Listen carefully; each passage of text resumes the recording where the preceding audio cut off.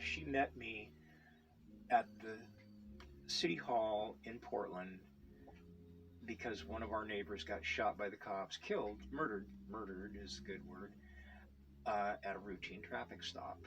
And she and I both showed up, and I went over to her and I said, if you had given me that document that I've been asking for, this might not have happened. Are you going to be able to get that to me pretty soon, or what? She wouldn't answer me. She got behind a bunch of guys, and so that was it. And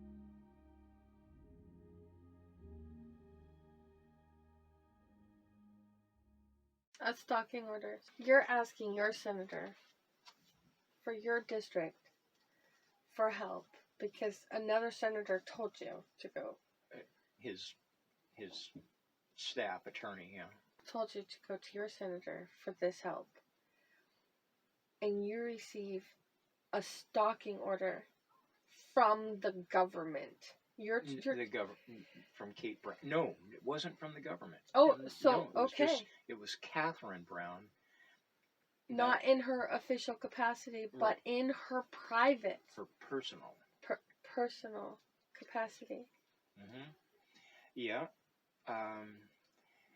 And the only interactions that you had with her were in official... 1997 was the previous time. And she said that. She said that in that stalking order petition. She said, I saw this guy she met me at the city hall in Portland because one of our neighbors got shot by the cops, killed, murdered is a good word, at a routine traffic stop. And she and I both showed up, and I went over to her and I said, if you had given me that document that I've been asking for, this might not have happened. Are you going to be able to get that to me pretty soon, or what? And she wouldn't answer me. She got behind a bunch of guys, and so that was it. And it was May 17 of that year that she went to court, and she said, I saw Richard at this rally where there were hundreds of, there were maybe close to 1,000, I don't know. It was just in front of City Hall, and the previous time that I saw him was in 1997 when he threatened to have my head on a platter. I go, oh yeah, I did say that, but it doesn't count because this stalking law that she got passed in the state of Oregon says that it's repeated contact within a 2-year period which causes the petitioner alarm. So neither one of those contacts, doesn't matter how far apart they were, neither one counted because she also checked the box that says something I wrote in this petition did cause me alarm, but then she crossed it out. She, and checked the box below it. Said nothing that I wrote in this petition caused me any alarm. So this is exactly the opposite of what the grounds for a stalking order are. And I'm what? Was the stalking order established so government can put it against their constituencies when they didn't want to deal with them? No, it's just for private individuals, for, I don't know. I've never had one. She's the only one I've She's the only person that has a stalking order against, well, I guess we can't say against the only one because we don't know if anybody else has done this to somebody else within the government. We don't know. But I'm pretty sure it's probably safe to say you're the only one that has a stalking order against you from your senator when you're trying to receive a definition. Legislative definition, yeah. That's all you wanted. Hmm. And she just kept ignoring you, and then she gets a stalking order. 4 months later, after I initially wrote to her and asked her, she got this stalking order. Yeah. And this stalking order changes everything. Because she wasn't, she knew what I knew, you know, at that point, because that fourth letter that I wrote to her, The 3-page letter. the 3-page letter explained Everything. And yeah, she knew. So she asked the legislative administrator to ban me from the state capitol and from calling anybody there. That you had been going to for how long? You've been going to this capitol. This is when? I'm trying to help with the 2003. Time. 2003. You've been going there since. I hadn't been there consistently after John Ellis talked about the equal protection under the law, and that was 1995. After that, I wasn't there. You were at the archives. year to year to year. Yeah. I wasn't there every year after that, but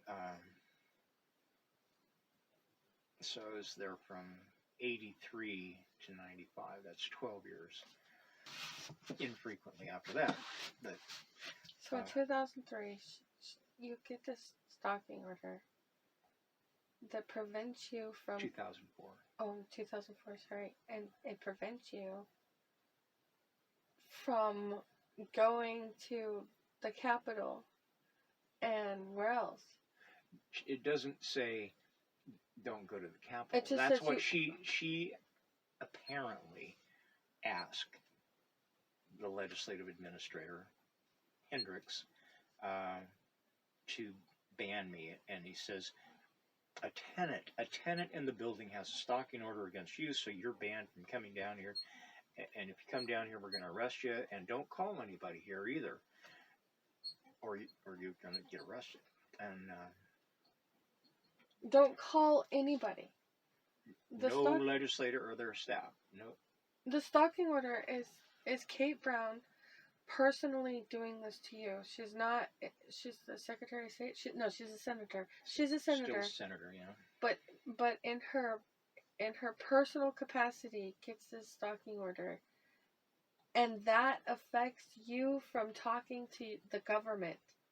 You can't redress for grievances. I lost my right to petition government for redress of grievance owing to this bogus stalking order, yeah. And I couldn't believe that. I could not yeah, how could allow that to happen in my head. So I kept knocking on different legislators' doors and saying, hey, I want to let you know that there's something going on over at the DMV, and it's way off. It's way off base.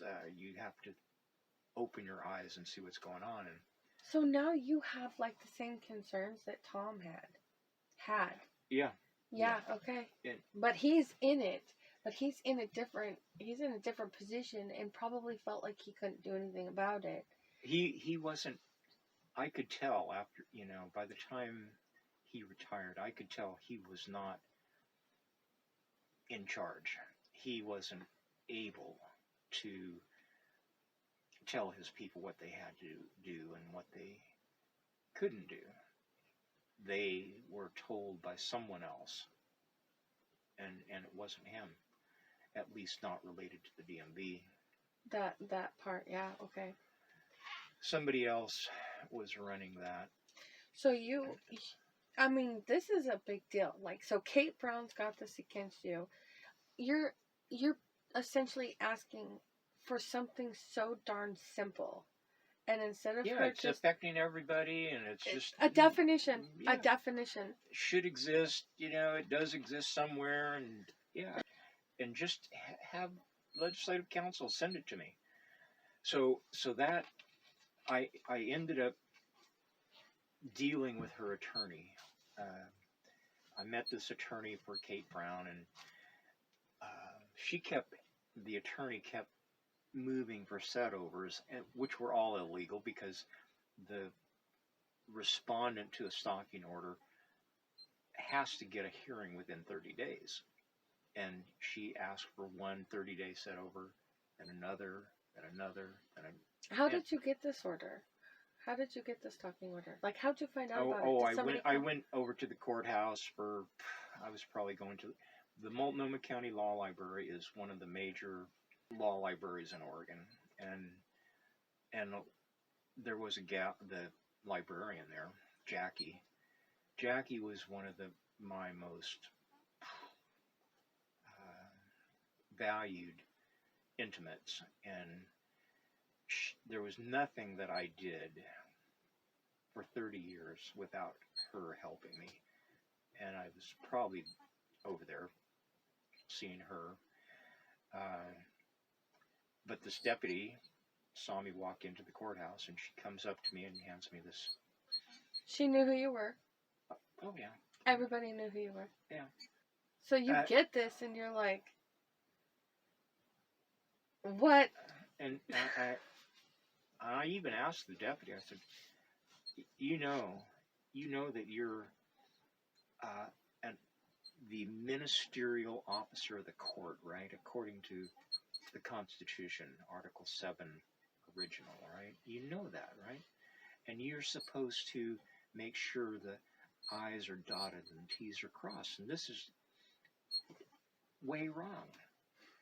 And she goes, you have to go to court for that.